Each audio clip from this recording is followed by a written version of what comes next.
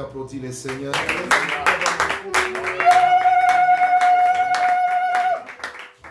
Là où vous êtes, dans votre famille, dans votre maison, être seul dans votre chambre, est-ce que vous pouvez vraiment vous joindre à nous en applaudissant ce grand Dieu qui nous donne la vie.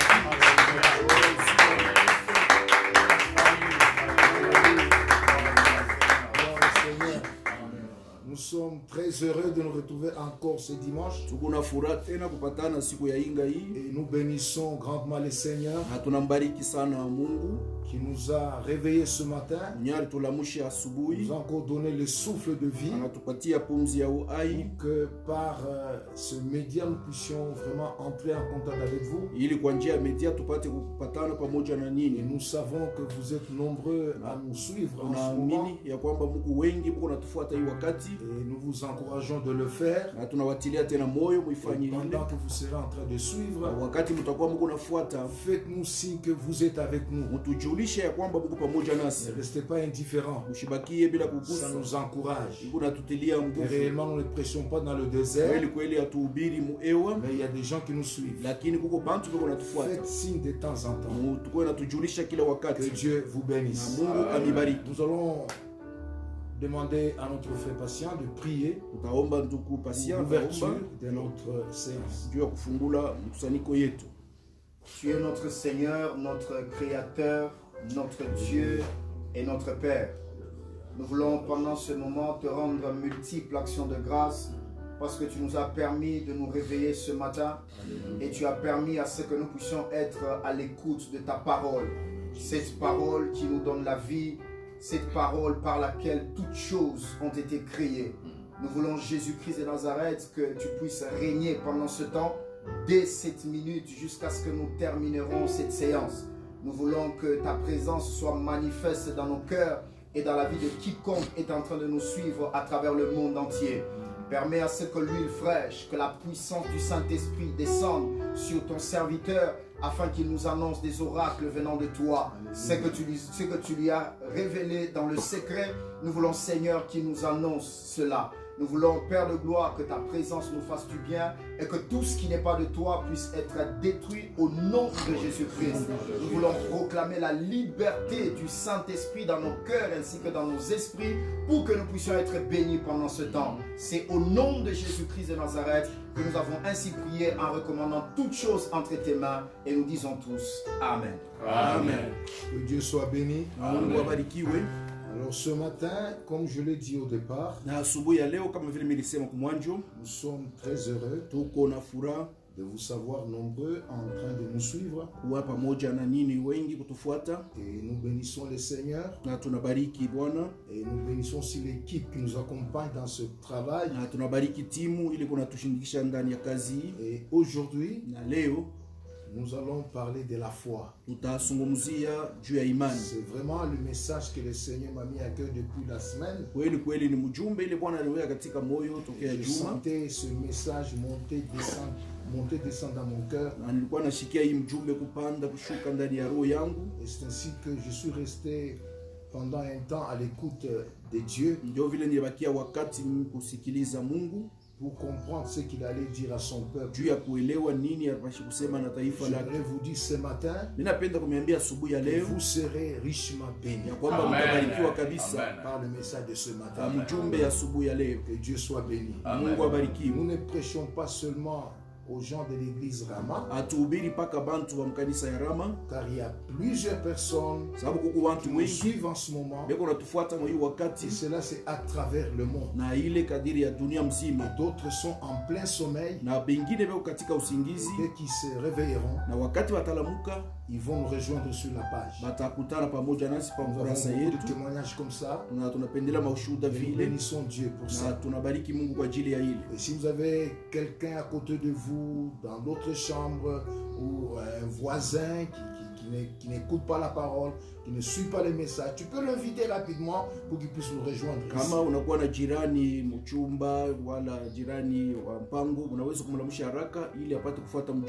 Parce que pendant ce temps que nous traversons, tout homme a besoin d'écouter la parole. Tout homme a besoin de Dieu. Comme je l'avais dit la fois passée. Donc, je vous parle ce matin sur un thème très simple que j'ai intitulé Ton attitude fera fonctionner ta foi, opérer des grands exploits avec Dieu. Ton attitude fera fonctionner ta foi pour opérer des grands exploits avec Dieu. Et nous avons notre texte de base, ou nos textes de base. Actes chapitre 12 versets 5 à 9. Et puis nous lirons Actes chapitre 16 23 à 31. J'aimerais que le frère patient puisse nous lire rapidement. Actes chapitre 12 5 à 9. Et l'ancien Célestin nous cherche Actes 16 23 à 31. Comme ça, on y va rapidement. Actes chapitre 12, versets 5 à 9, nous lisons la parole du Seigneur. Amen. Pierre donc était gardé dans la prison, et l'Église ne cessait d'adresser pour lui des prières à Dieu. La nuit qui précéda le jour où Hérode allait le faire comparaître, Pierre, lié de 2 chaînes, dormait entre 2 soldats, et des sentinelles devant la porte gardaient la prison. Et voici, un ange du Seigneur survint, et une lumière brilla dans la prison. L'ange réveilla Pierre en le frappant au côté et en disant « lève-toi promptement. Les chaînes tombèrent de ses mains. Et l'ange lui dit, mets ta ceinture et tes sandales. Et il fit ainsi. L'ange lui dit encore, enveloppe-toi de ton manteau et suis-moi. Pierre sortit et le suivit, ne sachant pas que ce qui se faisait par l'ange fut réel et s'imaginant avoir une vision. Amen. Tu peux t'arrêter là. Acte 16, 31, nous lisons au nom de Jésus. Non, 23 à 31. 23 à 31. Acte 16, 23 à 31, nous lisons au nom de Jésus. Amen. Après qu'on les eut chargés de coups, ils les jetèrent en prison. Et en recours, ils les jetèrent en prison en recommandant au geôlier de les garder sûrement. Le geôlier, ayant reçu cet ordre, les jeta dans la prison intérieure et leur mit les ceps aux pieds. Vers le milieu de la nuit, Paul et Silas priaient et chantaient des louanges des dieux et les prisonniers les entendaient. Tout à coup, il se fit un grand bruit, un grand tremblement de terre, en sorte que les fondements de la prison furent ébranlés. Au même instant, toutes les portes s'ouvrirent et les liens de prisonniers furent rompus. Le geôlier se réveilla et lorsqu'il vit les portes de la prison ouvertes, il tira son épée et allait se tuer pensant que les prisonniers s'étaient enfuis. Mais Paul cria d'une voix forte, « Ne te fais point de mal, nous sommes tous ici. » Alors le geôlier, ayant demandé de la lumière, entra précipitamment et se jeta tout en tremblant aux pieds de Paul et de Silas. Il les fit sortir et dit, « Seigneur, que faut-il que je fasse pour être sauvé ?» Paul et Silas répondirent, « Crois au Seigneur Jésus, tu seras sauvé, toi et ta famille. » Amen. Amen. Que Dieu soit béni. Amen. Nous allons essayer de comprendre ce texte. J'aimerais vous dire d'emblée, nous avons à coopérer avec un Dieu aux possibilités illimitées.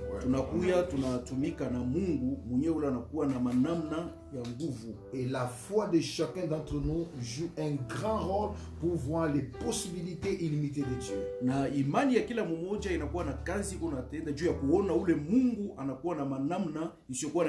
Et avant d'entrer dans le vif de notre sujet, j'ai quelques petites mises au point à partager avec vous. Très important aussi. Nous devons noter que dans le cadre du combat spirituel, la foi a comme fonction principale d'éteindre les flèches enflammées de l'ennemi. Quelqu'un dit Amen très fort. Et c'est pourquoi il est écrit dans Ephésiens chapitre 6 verset 16. Prenez par-dessus tout cela le bouclier de la foi, avec lequel vous pourrez éteindre tous les traits enflammés du malin. Et deuxièmement, dans le cadre de notre propre édification, la foi a comme rôle nous rappeler notre position en Jésus-Christ, ce que nous sommes en Christ, ce que nous sommes en lui. C'est pourquoi dans Ephésiens l'expression en lui revient plusieurs fois. Et à titre d'exemple, dans Ephésiens 1:4 nous dit, en lui Dieu nous a élus avant la fondation du monde, pour que nous soyons saints et irrépréhensibles devant lui. La foi joue un grand rôle ici. Nous rappeler chaque fois notre position en Christ. Nous ne pouvons pas pleurer comme tout le monde. Nous ne pouvons pas nous inquiéter comme tout le monde. Nous ne pouvons pas tergiverser comme tout le monde.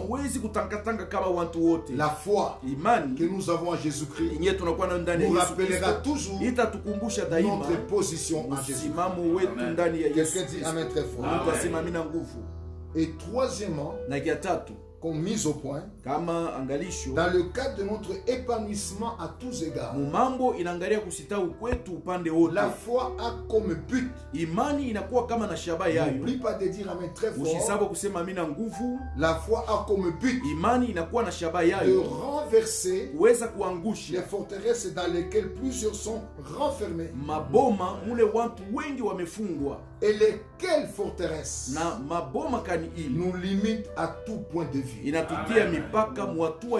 Donc la foi peut nous faire sortir des forteresses dans lesquelles nous évoluons négativement,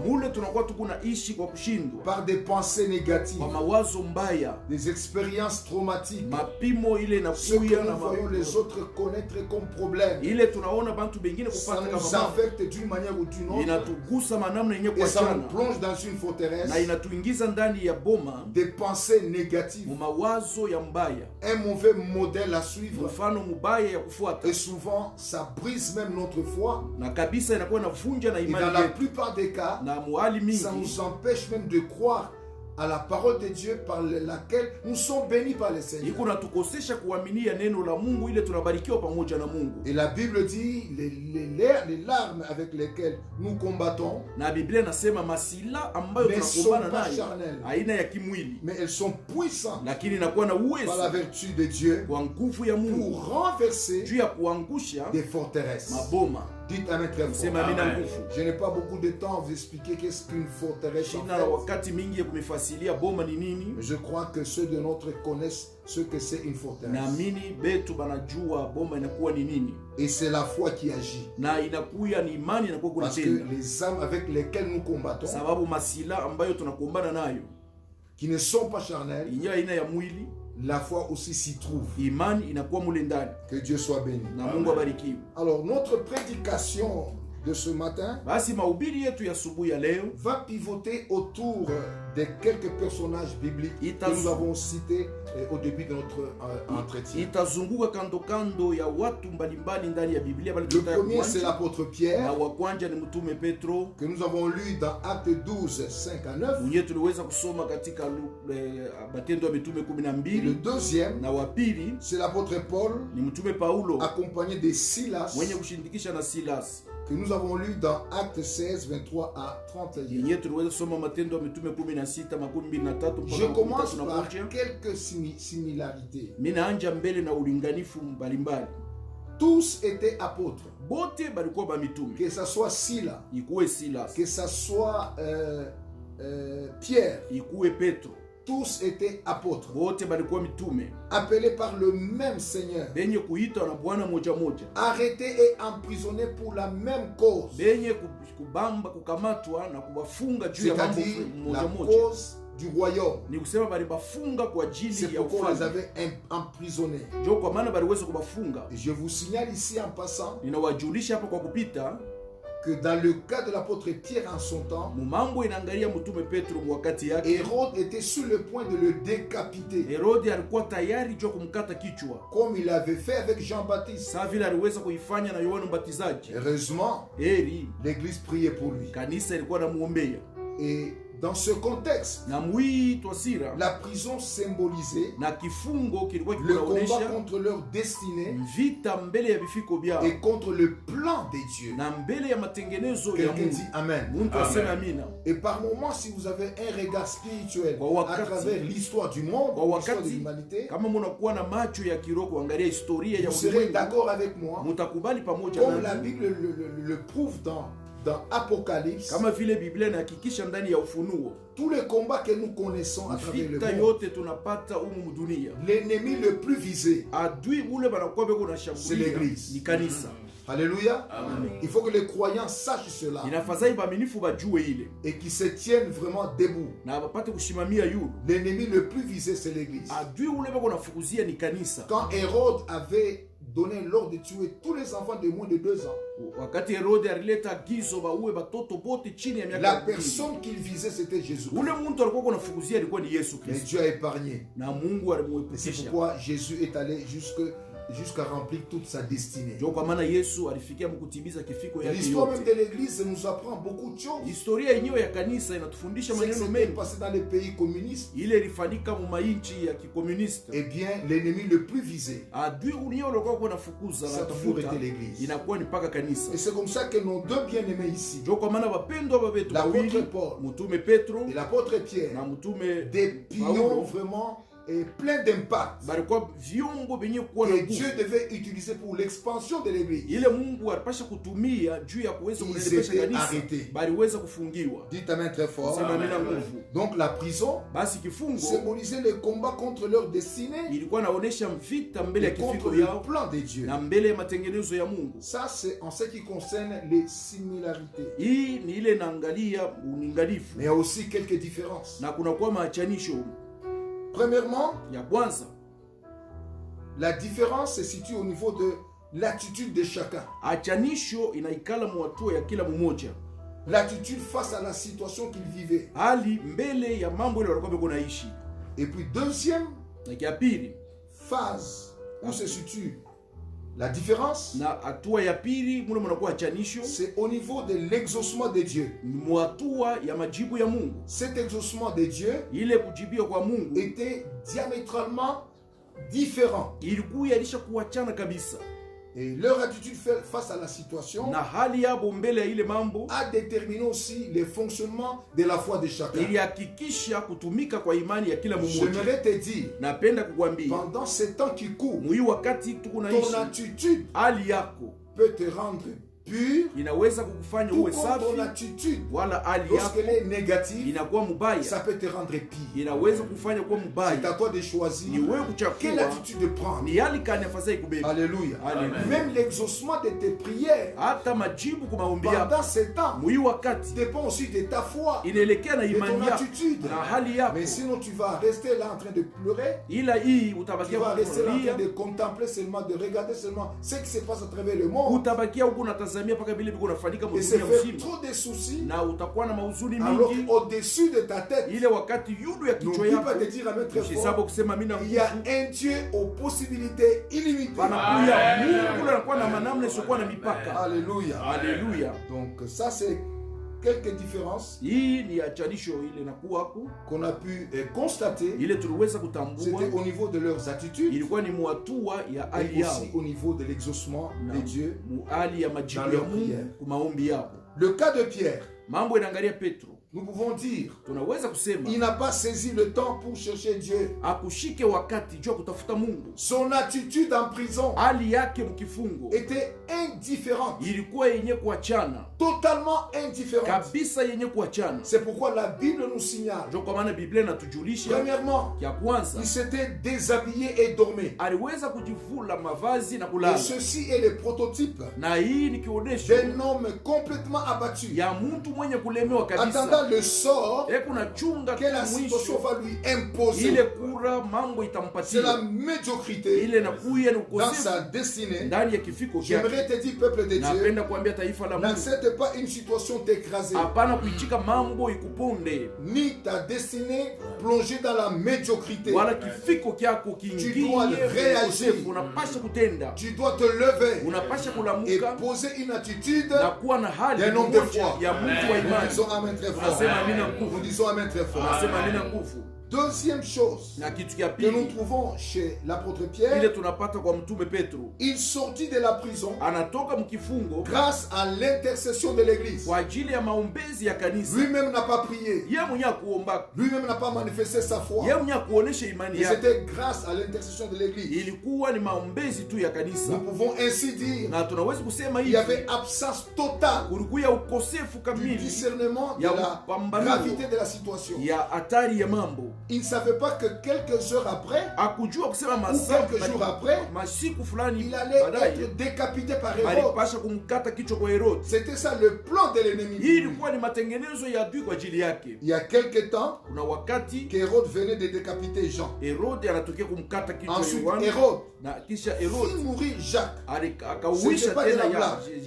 Et la Bible dit, voyant que cela avait plu aux Juifs, il fit arrêter Pierre. Na akaona kusema ile lipendeza wa Yuda, akafunga tena na Petro. Donc c'était vraiment son mode de vie en tant que roi. Ilikuwa ni namna yake ya kuishi kama mfalme. Il s'attelait à arrêter les hommes de Dieu. Alikuwa anasubutu kufunga batumishi ya Il Mungu. s'attelait à arrêter le plan de Dieu qui était au travers des hommes de Dieu. Alikuwa anasubutu kufunga matengenezo ya Donc Mungu. il y avait chez Pierre kwa l'absence totale de la prise de conscience. Kulikuwa ukosefu ya Pour se prendre en charge, juu ya kujichukua afin de mzigo, protéger sa destinée juu akinge kifiko kyake dans le plan de Dieu. matengenezo ya Mungu. J'aimerais te dire, peuple de Dieu, Ninapenda kuambia taifa la Mungu, bien-aimé dans le Seigneur, pendwa katika Bwana, vous avez un plan à protéger. munakuwa na Vous matengenezo ya avez une kukinga, destinée à protéger. munakuwa na kifiko cha Et kukinga, plusieurs na personnes watu qui wengi évoluent autour de vous. banatumika Il y a même des gens que vous pembeni ne yenu. connaissez pas, Huko bantu bala mjue qui dépendront de votre destinée. bataelekea na Alors, kifiko ne kyenu. laisse personne Basi usiache mtu écraser votre destinée. vunji ya kifiko kyake, Réagissez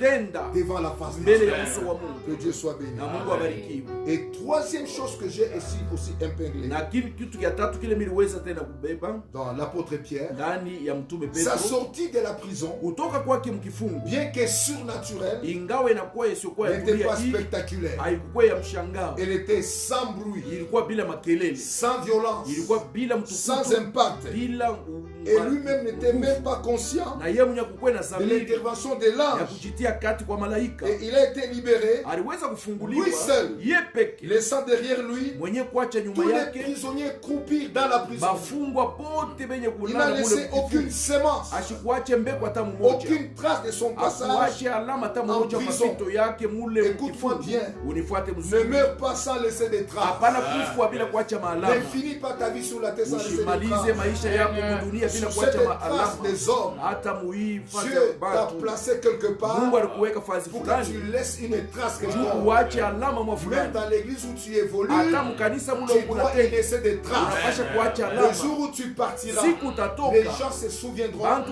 des signes watakumbuka que toi tu auras laissés alama ile dans uliweza l'église du kuacha Seigneur. ndani ya kanisa ya Mais Bwana. regardez cet homme de Dieu Tazameni mtumishi wa en Mungu pleine confusion. mwenye kuwa katika Il est mfuriko, sorti de la prison anatoka mkifungo sans aucun impact, bila sans nguvu hata sauver même mmoja, une âme, bila kuokoa hata nafsi sans mmoja, bruit. bila makelele. C'est comme si Iko saa rien ne kama s'était passé en hakuna prison. kitu kilifanyika Parce mule qu'au mkifungo. départ, Basi Il kumjua s'était mwanzo déshabillé alikuvula et il manguo s'endormait dans na la alikuwa prison. analala mkifungo. Ça, c'est l'attitude Hii ni hali négative ya que je ukosefu. n'encourage pas. Shitilie Pendant moyo. ce temps que nous Mwi traversons wakati notre pays, tukunaishi mwinchi ne yetu, dormez pas, ne mushilaleni, vous endormez pas, mushilale, réveillez-vous mulamkeni, et criez devant la face de lalamika Dieu. mbele ya Il y uso a wa quelque Mungu. chose Uko que kitu Dieu va faire avec kile Mungu vous. atafanya pamoja na nyinyi. Alléluia. Pendant que vous pleurez pendant ce temps, Wakati Mungu nalia mwi wakati, sachez qu'il y a des gens qui s'enrichissent pendant ce temps. jueni ya kwamba Mungu bantu wako natajirika Ils mwi gagnent wakati, des millions et des millions beko pendant ce temps. napata mamilioni na Parce qu'ils se mamilioni sont réveillés quelque sababu part. balilamuka fazi fulani. Donc ne vous endormez pas. Basi Ne musilale, dormez pas sur votre peur. musilale pa boka Dieu yenu. est là. Mungu La ekwa puissance est là. Uwezo Le yupo. pouvoir est là. Mamlaka Nous ipo. devons aller de l'avant. Unapaswa Et kwenda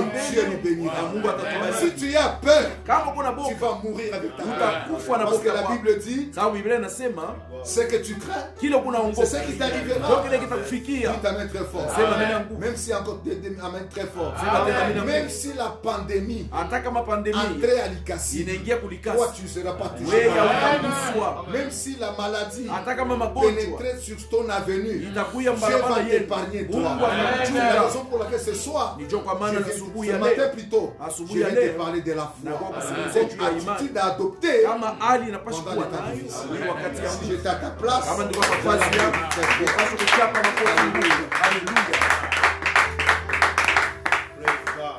maintenant, Sasa prenons le cas des Paul. tuangalie hata mtume Nous avons Paulo. fini avec les mises au point. Tunamaliza na Nous avons fini maangalisho, avec les cas Tuna- de l'apôtre Pierre. tunamaliza na mambo ya mtume Un Petro, grand apôtre. mtume mkubwa. Voyez comment il a manifesté sa foi. Uone je alionyesha imani yake. Cas de Paul.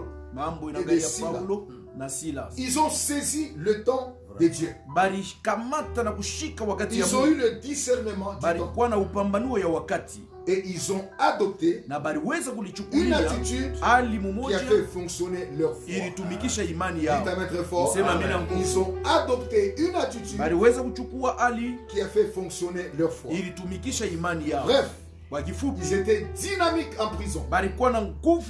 Ils étaient productifs en prison. Ainsi je peux dire, la prison avait enfermé Paul et Silas, mais leur foi n'était pas emprisonnée. Alléluia. Alléluia. Leur foi était libre d'agir. C'est comme le cas que je vous avais présenté ici de Joseph. Joseph était emprisonné en Égypte, mais la vision qu'il avait n'était pas emprisonnée. Dites amen très fort. Alors dans le cas de Paul et Silas, nous constatons la première chose qui est vraiment visible. Ceci était visible par leur attitude. Alors au lieu de dormir, Paul et Silas, dans le milieu de la nuit, ils brandissent l'arme puissante. C'était la foi. Leur foi n'était pas sans œuvre, mais leur foi était accompagnée de deux œuvres. Il y avait la prière et la louange. Alléluia. C'était des actes de foi qui sont posés. Qui peut se lever pendant la nuit alors que les blessures saignaient sur leur corps? Qui pouvait encore avoir l'idée de se tenir debout et de louer Dieu dans cette circonstance-là? Louer et prier, c'était deux actes de foi. C'est ça l'attitude d'un homme de Dieu. La prière et la louange. Et une fois j'avais dit ici à l'église que la prière dit, nous avons l'assurance des choses qu'on espère. Et la louange dit, nous démontrons que même si nous ne voyons encore rien, mais les choses que nous avons demandées, nous les avons déjà reçues. C'est pourquoi nous te louons. Car la louange, la vraie louange, l'adoration, la vraie adoration a toujours précédé l'exaucement de la prière. Alléluia. L'exaucement de la prière. C'est ce que Jésus avait fait devant la tombe de Lazare. Il a loué Dieu. Il a béni le Seigneur. Il a exalté le nom du Seigneur avant que le Seigneur ne puisse crier pour que Lazare puisse sortir. Par moment, notre attitude détermine l'impact de notre foi. Tu peux dire amen très fort. Notre attitude peut déterminer l'impact de notre foi. Je vous donne quelques exemples pour comprendre. Dieu dit à Abraham, tu seras appelé Abraham. C'est-à-dire père des multitudes. Alors qu'il était encore sans enfant, sans postérité, mais Dieu l'initie à poser un acte de foi en adoptant un nouveau nom qui reflétait le contraire de ce qu'il était en réalité. Tu ne t'appelleras plus Abraham, mais tu t'appelleras Abraham. Ce qui veut dire père de plusieurs multitudes. Il n'avait pas d'enfant, mais Dieu voulait qu'Abraham puisse adopter un acte de foi, une attitude de foi. En s'appelant Abraham, même sa femme l'appelait Abraham. C'est comme si elle prophétisait. Avant que tu ne meurs, tu auras une multitude de foi. Et tout celui qui peut même les critiquer de loin, il utilisait le nom d'Abraham. C'était une façon de le prophétiser que tu finiras avec beaucoup d'enfants dans ta vie.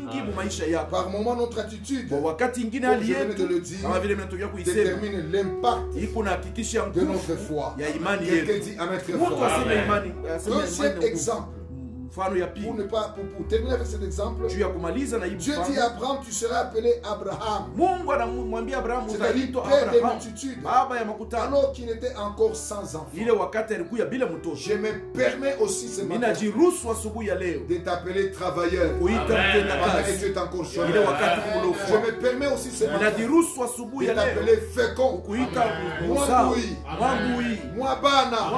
Parce que Dieu va changer ton image. Mungu atabadilisha utambulisho Les wako. actes de foi, Ni matendo ya vont imani prendre dans ile notre tunapaswa vie. kuchukua Dis maisha avec yetu. force. Sema nina Je peux même aller plus loin. ninaweza kwenda mbali Jusqu'à te kabisa proclamer juu ya kukutangaza guéri par la puissance de mwenye Dieu. kutunziwa kwa Quelle que uwezo soit la wa maladie que tu as, ingawa tu magonjwa es ile déjà unakuwa guéri nayo, par la ulishakutunzwa puissance de Dieu. kwa uwezo Et si ya tu Mungu. adoptes Kama cette unashika nomination, hii tu makupanga kwa jina, adoptes cette unashika chaîne de guéri, hii eh bien tambo tu ya vivras ces choses. matunzo C'est comme ça utaishi que Dieu maneno. fonctionne. Ndio vile Mungu anatumikaka. Deuxième exemple, imaginez ce que l'entourage pouvait se dire au sujet de ce nonagère. Nonagénaire plutôt. Mfano ya pili mwazie mbele ile bantu baliweza Les gens kusema pouvaient le critiquer. bantu baliweza kumshimanga. Comment il a changé de nom. Je anabadilisha jina. Regardez son âge. Mwangalie miaka yake. Considérez comment il a vieilli. Angalia hivi lanisha Est-ce qu'il kusema. aura encore d'enfants? Atapata tena Il batoto. doit être fou, Abraham. Anapashi kuwa na mashimu huyu mtu Abraham. Et c'est Dieu là qui lui a demandé de changer de Ni nom. Mungu kani anamwambia badilishe jina. J'aimerais vous dire, Napenda kumiambia. au-dessus de nous, Yulu yetu. il y a un Dieu Anakuwa aux Mungu. possibilités Wa manamna illimitées. isiyokuwa na mipaka. Ça, c'est une phrase Hii ni qui m'a mstari. fait du bien. Ikanitendea Lorsque je mema. priais pour ce Wakati message, nilikuwa naombea hii je mtu. me disais toujours, Nilikuwa je najiambia kila me disais wakati. de temps en Nilikuwa temps, najiambia kila je suis wakati. un Dieu aux possibilités illimitées. Wa manamna Quelle que soit isiyokuwa la na mipaka. situation Ingawa par mambo laquelle nous traversons, yenye Dieu tunapita a plusieurs Mungu possibilités yuko na et manjia qui sont mingi. illimitées. Haina la Et mipaka. ta situation-là Na ile hali changera yako un jour. itakeuka Tout ce siku que Dieu moja. te demande, Yote ile Mungu c'est de poser anakulomba un acte de ni foi. utende tendo tu ya C'est imani, d'adopter une attitude de foi. ni kushika tu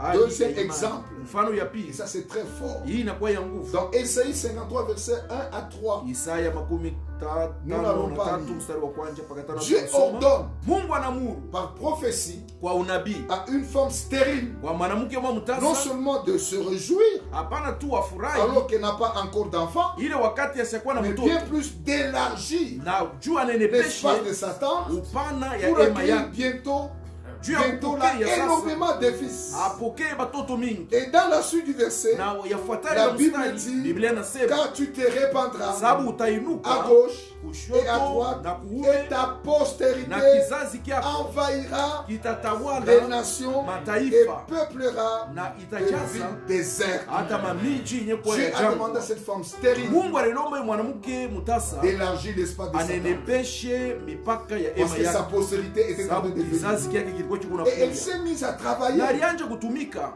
à étendre les cordages de kwa Satan. kunenepesha makamba Parce ya qu'elle ema a yake, adopté une sababu attitude, alishika hali selon la moja prophétie de Dieu, kufuatana na unabii ya Mungu d'élargir.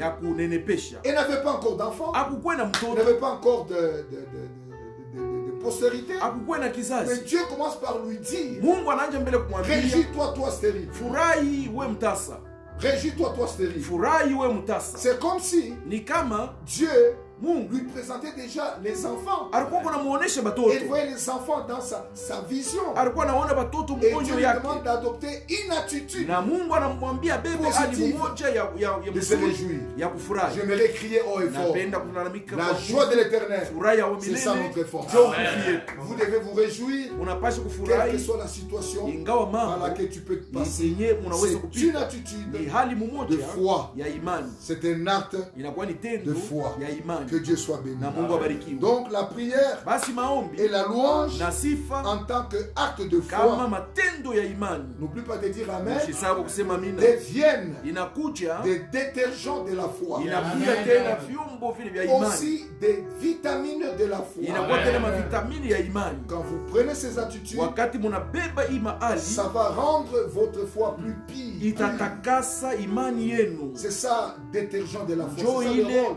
des détergents de la vyombo foi. vya kusafishwa navyo C'est imani, rendre ta foi plus ni pure, kufanya imani yako kuwe safi kabisa, plein d'impact. yenye kujaa na nguvu, Parce que la prière sababu maombi et la louange na sifa en sont des détergents. inakuya vyombo vya Que Dieu kutakasa. soit béni. Mungu Le abariki. dernier exemple par lequel je termine cette partie, Mfano ya mwisho ile mitamaliza c'est kipande l'aveugle de Siloé. inakuwa ni huyu kipofu wa L'aveugle que Siloe. Jésus avait envoyé se laver au réservoir de Siloé. Ule si vous voulez dire. kipofu Yesu aliweza kusukuma ende akanawe kumbirika ya Siloe.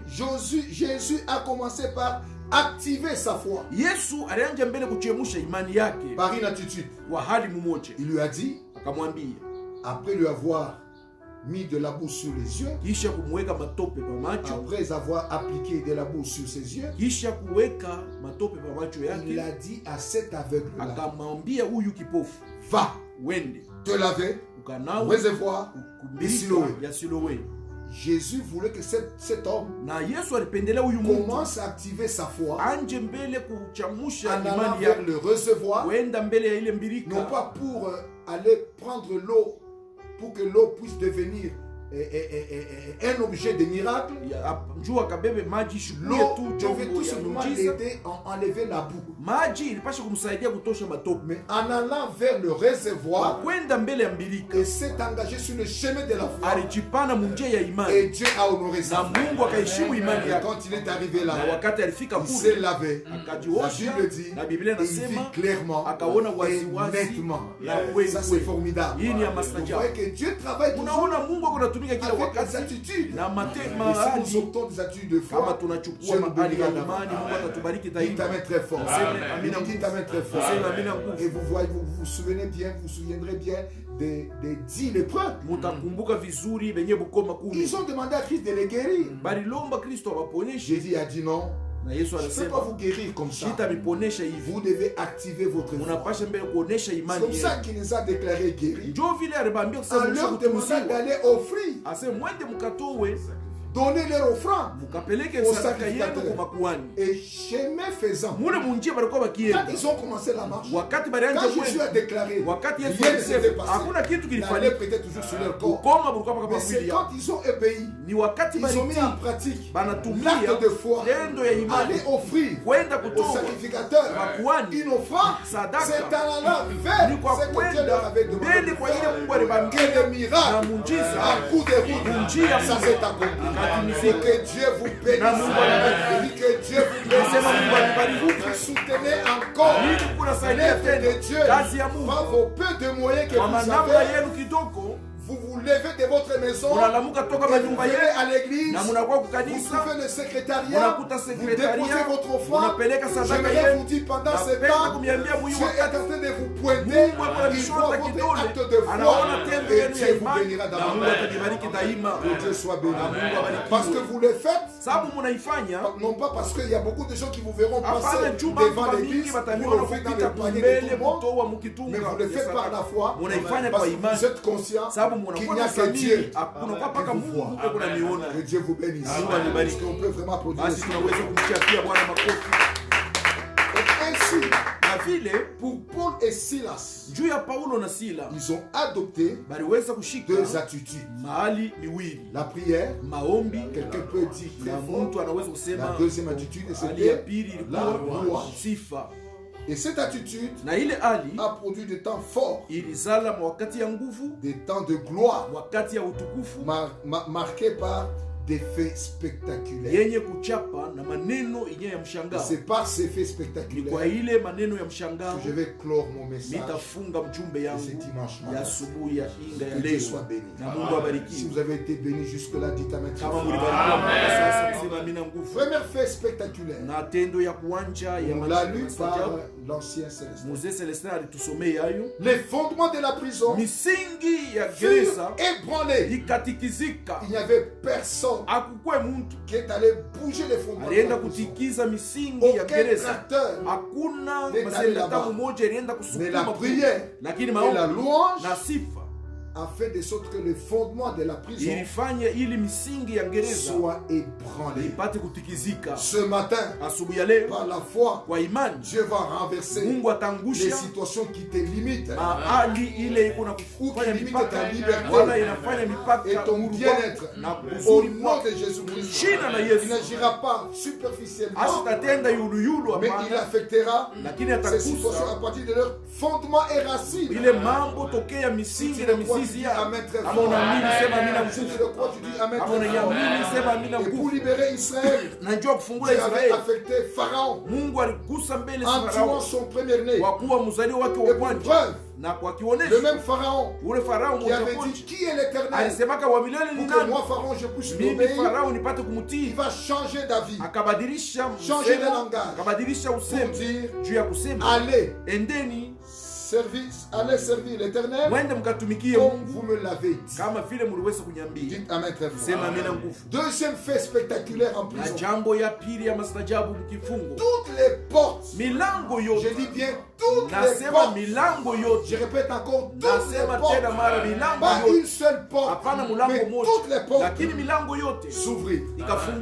Ce sont les portes de ta destinée. Devant un homme de foi, un homme de prière, un homme de louange, toutes les portes sont appelées à s'ouvrir.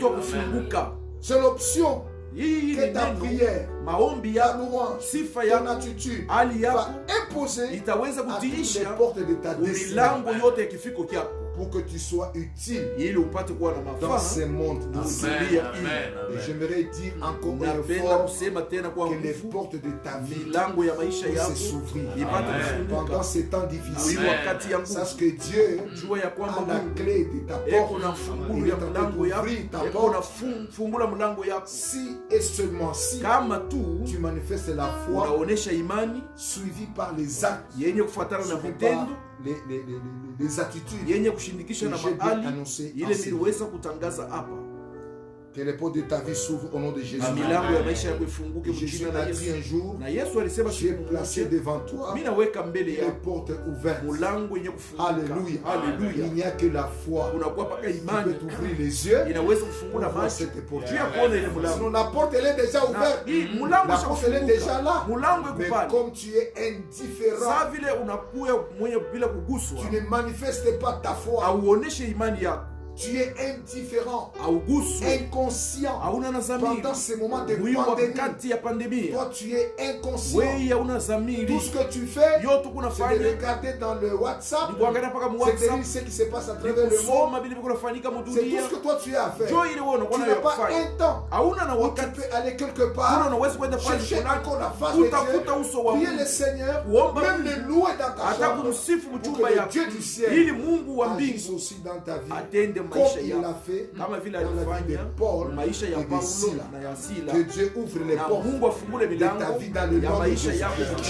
Moi je le crois. Pendant ce temps ici, Dieu est en train de ouvrir les portes. Dites amen très fort. Troisième fait spectaculaire. Toutes les chaînes des différents prisonniers furent brisés. Voilà ce que la foi peut faire. Voilà ce que votre attitude peut amener à l'existence. C'est que toutes les chaînes des prisonniers furent brisées. Écoute, la force qui déclenche les brisements des nombreuses chaînes de ta vie, c'est la prière, c'est ton attitude et c'est ta foi. Car les chaînes limitent ta liberté d'action. Tu ne peux pas aller plus loin que la longueur de ta chaîne. Tu ne peux pas te mouvoir en dehors de la longueur de ta chaîne. Mais ce matin, Dieu a un plan merveilleux avec toi. Il veut élargir aussi ton espace pour que tu puisses te mouvoir comme il se doit. Dans le nom de Jésus. Dans le nom de Jésus. Et je termine avec le quatrième fait spectaculaire. C'est que les geôliers, après avoir vu toutes ces choses, voulant se donner la mort, l'apôtre Paul va lui dire, calme down, ne fais rien de mal. Tous ils sont là. Mais regarde, les portes sont ouvertes. Ça c'est Dieu qui agit. Et quand Dieu agit quelque part, c'est avec ordre. Dieu respecte aussi la hiérarchie établie. Toutes les portes sont ouvertes. Et cependant les prisonniers, ils sont là. Les chaînes sont rompues. Les prisonniers ne vont pas escalader le mur. Mais ils sont là. Alors calme-toi. Nous sommes là, nous tous ici. Ne te fais pas du mal. Et quand le geôlier a vu ces choses, Il a fait quelque chose de formidable. Alifanya kitu moja mastajabu. Et j'aimerais que tu puisses accepter cela par la foi en disant amen. Ile napendela upokee kwa imani kwa kusema mimi na nguvu. Les geôliers s'agenouilla et demanda à Paul ce qu'il faut faire pour être sauvé. Ça c'est la finalité du plan de Dieu. Alléluia. Il s'agenouilla. J'aimerais te dire, tes ennemis là finiront par s'agenouiller. Ils chercheront à être sauvés par ton Dieu à toi. Quand ils verront ce que Dieu fera avec toi, avec précision, ils se poseront la question, est-ce que nous ne pouvons pas aller le voir pour qu'ils disent un peu quel est ce Dieu-là qui agit de cette manière? Est-ce que tu peux applaudir très fort? Alléluia. Il est allé s'agenouiller selon qu'il est écrit, tout genou fléchira et toute langue confessera. C'est ce qui s'est passé dans la prison. Cet événement est très riche en signification. Les geôliers, ça c'est la première signification, démission de son poste et propose à Paul la remise et reprise pour faire le transfert du pouvoir.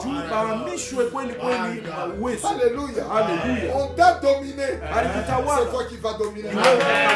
Parce qu'il y a remise et reprise. Il y a remise et reprise de pouvoir. On t'a ensorcelé.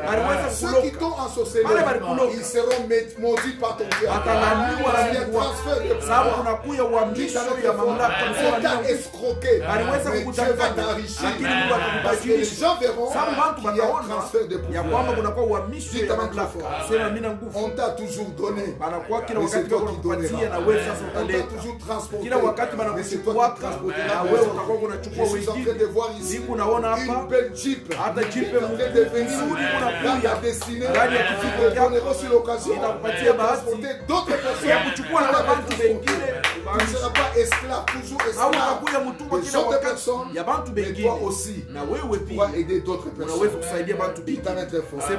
Deuxième chose que nous constatons comme événement très riche en signification, c'est que l'atmosphère dans la prison a complètement changé.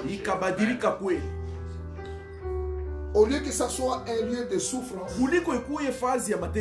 de murmures, de lamentations, mais la prison était devenue, pendant ces courts moments, un terrain d'évangélisation, un lieu de réveil puissant. Là où on t'a torturé, c'est là que Dieu va sauver d'autres personnes. Là où on t'a humilié, c'est là que Dieu sauvera d'autres personnes. Parce que le Dieu de la Bible, il peut transformer ce qui était mauvais et devenir très bon pour que d'autres personnes soient sauvées. Et troisième fait, lui qui les a reçus comme des malheureux coupables en prison. Maintenant, dites Amen très fort. Maintenant, il les reçoit avec honneur dans sa propre maison. Je me demande comment tu dis. C'est lui qui les avait reçus comme des présumés coupables. Et qui les a même enfermés, qui les a liés. Mais cette fois-ci, les choses ont changé grâce à la foi. Quand la foi fonctionne, ça change beaucoup de choses. Lui qui les a reçus comme des malheureux, comme des coupables en prison, maintenant, il les reçoit avec honneur dans sa propre maison. C'est ce que les théologiens appellent. Je l'ai toujours dit chaque fois que je prêche. C'est ce que les théologiens appellent les liens qui libèrent les autres liens. Les liens vifungo libère les vinafungula ouvriers. vifungo Il vingine. fallait que Paul et Silas Ifadhai Paulo na Sila soient liés pour bafungwa enfin libérer juu ya les kufungula liens spirituels vifungo de vya ces kiroho geôliers. ya ule Et za entre les liens spirituels kati ya vifungo et les vya liens roho physiques, na vifungo je vya crois que mwili le lien le plus na important, vile vifungo vya le lazima plus sana grave, ya ce batali sont les liens ni spirituels. vifungo vya kiroho. Mais les liens physiques, Makamba Dieu peut tena s'en ya charger mwili facilement. Mungu anaweza kuigeuza que Dieu haraka. soit béni. Mungu Et abariki. nous disons Na Alléluia. tunasema Alléluia kwa Nous Mungu. disons gloire au Tunasema Seigneur. sifa kwa Du Mungu. peuple de Dieu, Taifa la Mungu. si nous avons la foi, Kama tuko na imani, le fondement de toute notre situation mauvaise misingi ya mambo yetu sera mbaya ébranlé par la itatikizika puissance de kwa Dieu. uwezo ya Si Mungu. nous avons la foi, Kama tuko na les imani, liens qui nous limitent vifungo vile se briseront. Dieu fera que les ennemis vitavunjika. Mungu te ataruhusu servent avec honneur maadui et qu'ils bakutumikia na soient gagnés à heshima Christ. na bavutwe kwa Kristo.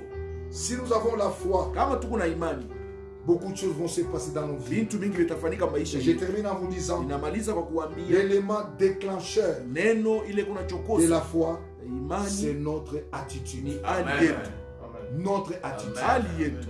Kobengine sai ata kubalabalo kwa batoka. Il y a certaines personnes même sortir pour voir un peu ce qui se passe sur la route, ils ne sortent pas. Abapime kutoka ta Ils ne osent pas sortir. Non, tu dois avoir la foi Hapana, unapaswa kuwa na imani que toi et ta maison, ya kwamba wewe na nyumba tu vas yako vous préserver. Mungu atalichunga. La foi sans les œuvres Imani bila matendo est une foi morte. inakuwa ni imani yenye kufa. Et Paul et Silas Na Paulo na Sila ont utilisé l'élément déclencheur walitumia neno ile de lichokoza la foi. ya imani, C'était leur attitude. ilikuwa ni hali yao. Ils ont fait fonctionner leur foi Balitumikisha imani yabo par la prière kwa maombi et la louange. na kwa sifa. Voilà, peuple de Dieu, Muone taifa le la message que Mungu, Dieu m'a confié ce matin. ujumbe ile Mungu alinipatiza asubuhi ya Que leo, vous et moi, ili nini pamoja nous soyons nami bénis ce tupate matin. kubarikiwa asubuhi. Et relevons nos têtes, Tunyanyue vichwa vyetu, marchons aussi par la foi, tutembeeni kwa imani, même si nous pouvons observer toutes les mesures qu'on nous a données hata kama tunaweza kubeba mipango yote baliweza pour kutupatia éviter à ce que nous soyons contaminés par cette maladie. juu ya kuepuka tuambukize na hii magonjwa, Au-delà de toutes ces mesures, lakini kushindia ile mipango si yote, Dieu n'agit pas, kama Mungu asitende, eh bien, vous serez étonnés. kweli kweli mtashangaa. C'est pourquoi nous devons avoir la Kwa foi maana tunapaswa kuwa na imani ajoutée à la science. yenye kuongeza Dites kuelimu, à très fort. Sema Et mimi na Dieu nguvu, vous bénira na d'abord. Mungu atatubariki daima. Que Dieu vous bénisse. Na Mungu anibariki. Voilà, que Dieu vous bénisse. Tazameni, Mungu anibariki basi. Alors, pendant un petit temps, Kwa muda nous voulons utiliser ces deux attitudes, tunapenda kutumia hii mahali miwili, la louange sifa ainsi que la prière. na maombi. La sœur Naomi Dada va nous Naomi donner avec le atatupatia frère Nat wimbo pamoja na ndugu Nat, un bon cantique. atatupatia wimbo nzuri louange. ya sifa. Et nous nous tenons debout Sasa tutasimamia yule là où nous sommes. pale twiko, Que ce soit dans votre maison, kwe munyumba yenu, que ce soit dans votre chambre kwe propre. muchumba yenu yenyewe, simamieni Nous juu. voulons louer le Seigneur Tunapenda kusifu pendant Mungu 2-3 minutes kwa seulement. miniti 2-3 Nous kunaisha, allons prier le Seigneur. na kisha tutaomba Mungu. Merci Jésus. Asante Yesu. Amen.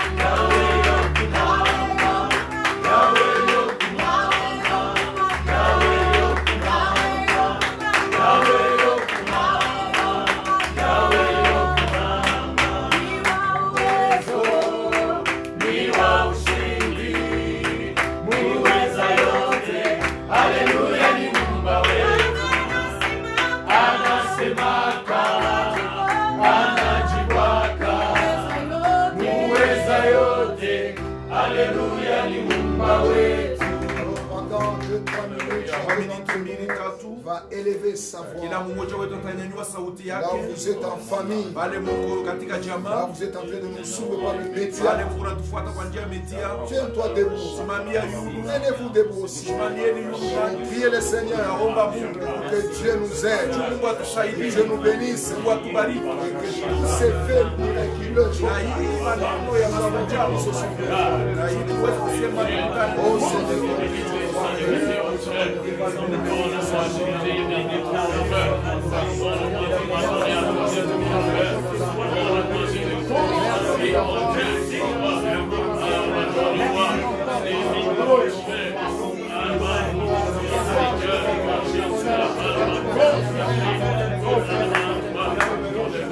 nous allons terminer par un autre sujet qui préoccupe le monde entier.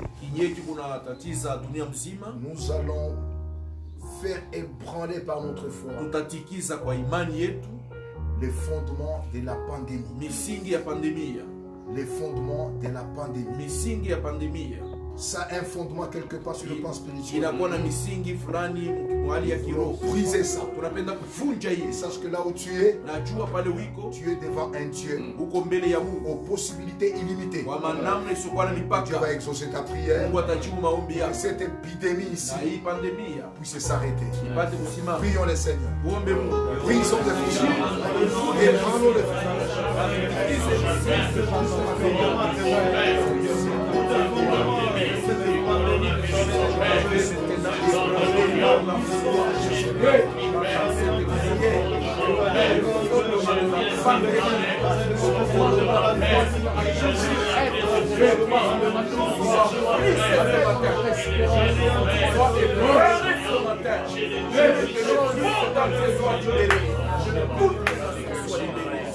Restons calmes. Et levez vos mains là où vous êtes. Je vais prier. Père très saint, nous te bénissons pour ces dimanches matin. Nous te rendons grâce parce que tu nous as permis de prêcher encore ta parole. Et merci pour la prière que nous venons de faire avec ceux qui nous suivent en ligne à travers le monde. Ma prière que Dieu te exauce cette prière, que tu bénisses tes enfants. Nous brisons le fondement au paix des gloires de la pandémie qui est en train de terroriser le monde entier au nom de Jésus-Christ. Nous ébranlons le fondement de l'épidémie à travers le monde entier au nom de Jésus-Christ. Et nous voulons que toute nation qui espère en toi puisse voir le résultat de sa foi. Nous avons la conviction, paix des gloires, après t'avoir loué, après t'avoir prié, nous avons au paix des gloires manifesté notre attitude pour faire fonctionner notre foi. Et nous croyons que ce que nous t'avons demandé, tu le feras grâce à ta miséricorde. C'est au nom de Jésus que nous avons ainsi prié. Amen. Amen. Alors, nous vous souhaitons bon dimanche. Le même message que vous avez suivi sur notre page passera sur Al-Fajiri Télévision cet après-midi à partir de 14h30. Invitez aussi d'autres personnes pour écouter ces messages afin que chacun, chacune soit vraiment fortifié. Que Dieu vous bénisse. On se voit encore une fois le mercredi et le jeudi. Pour continuer nos séances de prière. Que Dieu vous bénisse. Merci.